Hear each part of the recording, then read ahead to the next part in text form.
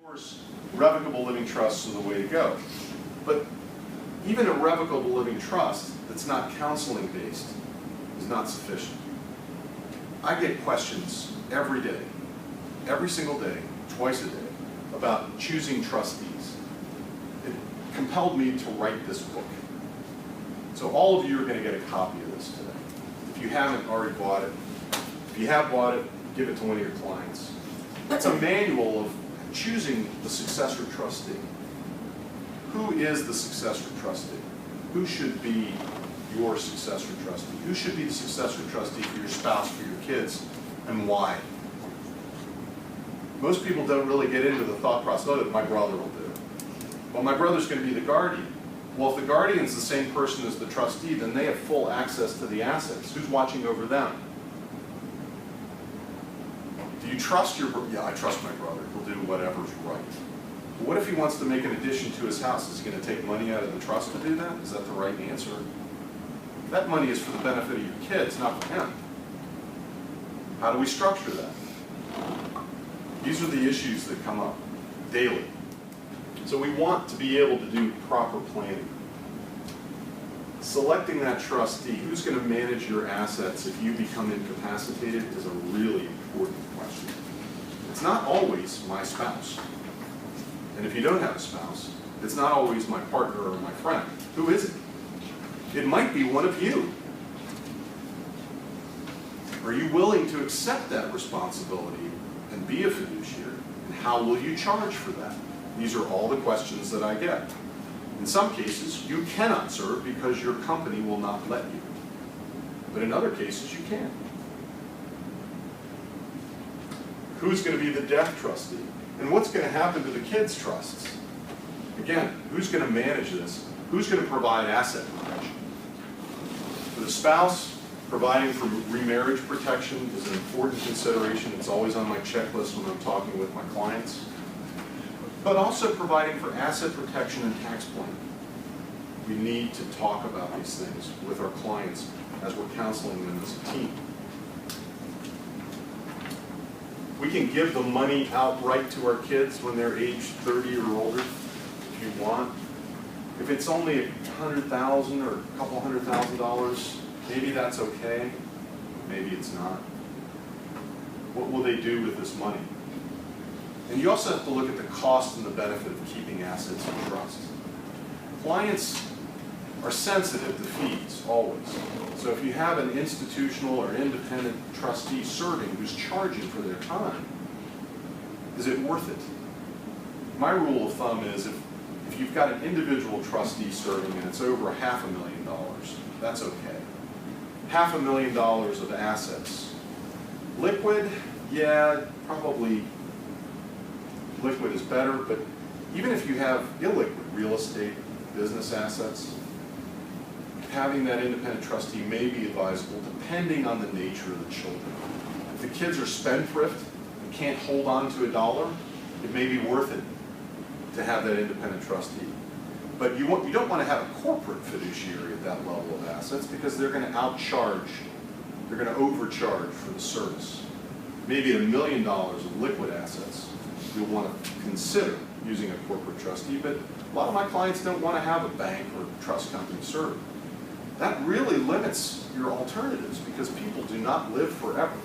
So we need to have replacement provisions in the trust to allow either the trustees to replace themselves, which is one alternative, to have a third party named to serve as a trust protector that might be able to replace the trustee, or to have the kids do it themselves, as long as it's not their spouse or a related party or somebody subordinate to them.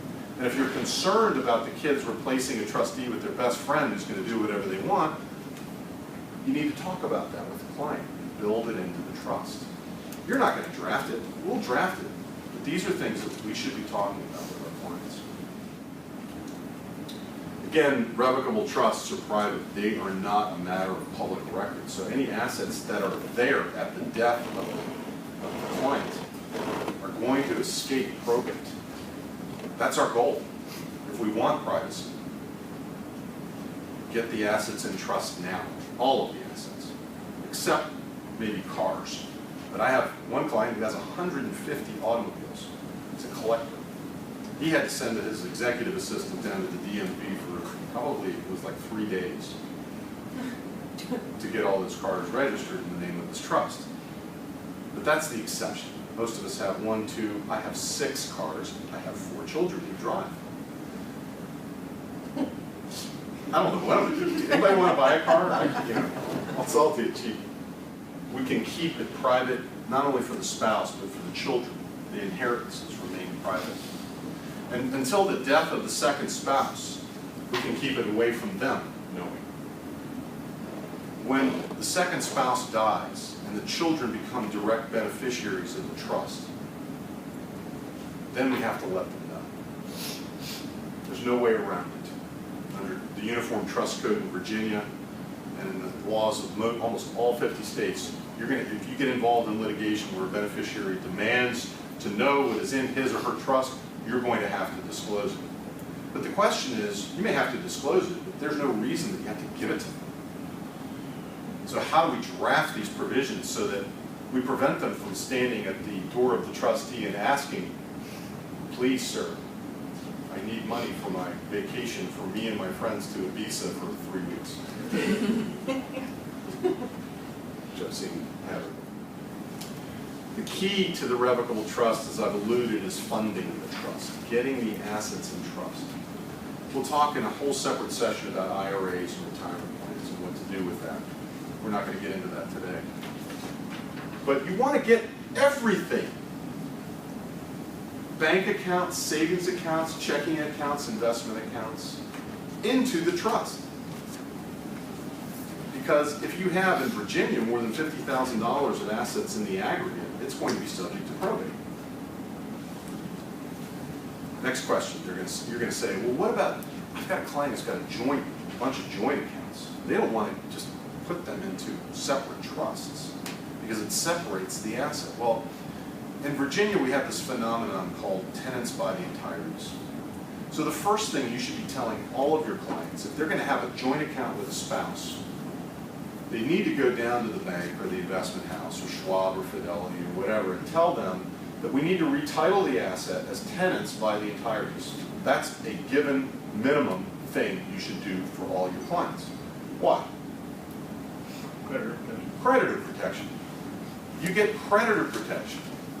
So if spouse A, husband, goes into a bar and punches out this guy and knocks off his head, and there's a wrongful death suit or some type of lawsuit where the judgment is obtained against spouse A, and his asset is owned with spouse B as tenants by the entireties before that fateful punch, and insurance is not adequate to cover it, those assets are protected from spouse A's sole creditors.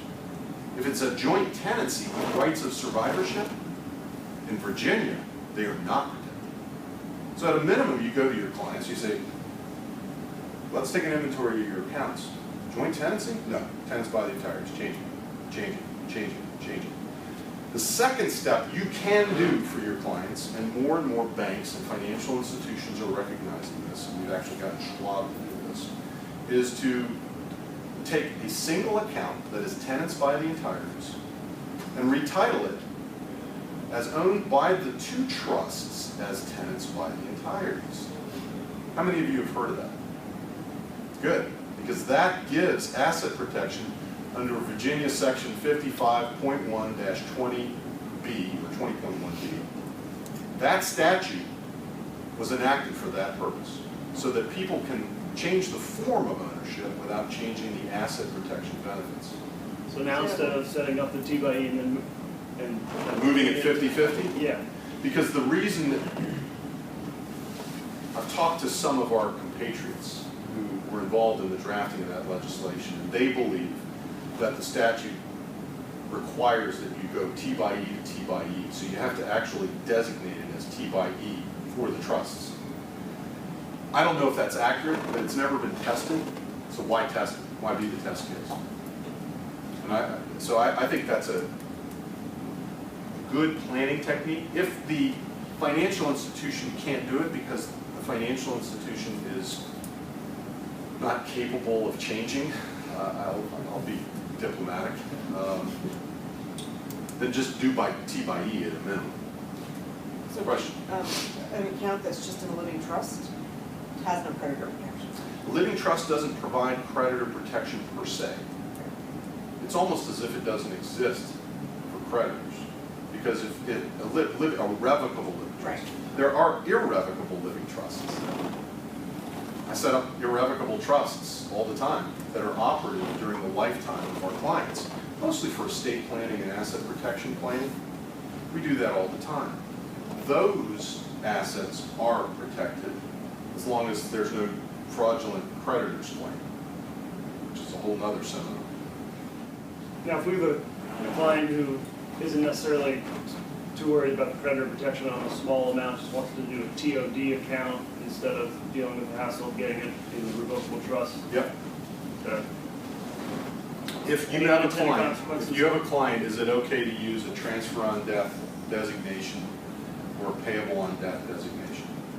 And the answer is, as long as it goes into the trust, that will work.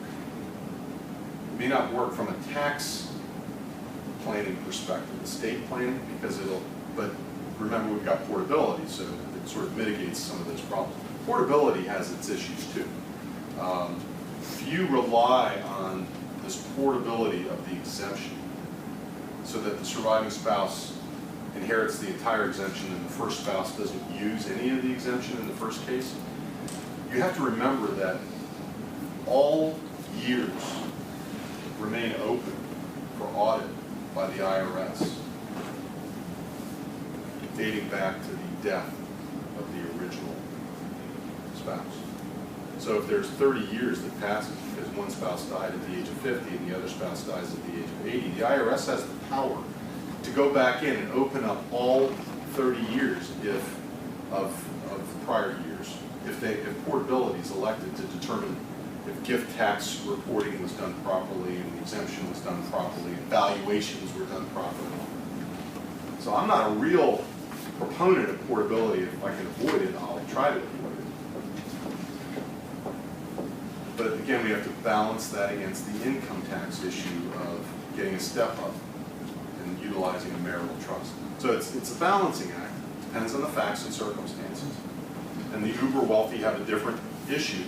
Those who have over $11 million in assets in the estate, taxable, are going to have a different analysis than those who don't. And that's 0.3% or 0.5% of the population. Although some of you in here only represent those 0.3 or 0.5%. And I'm sensitive to that.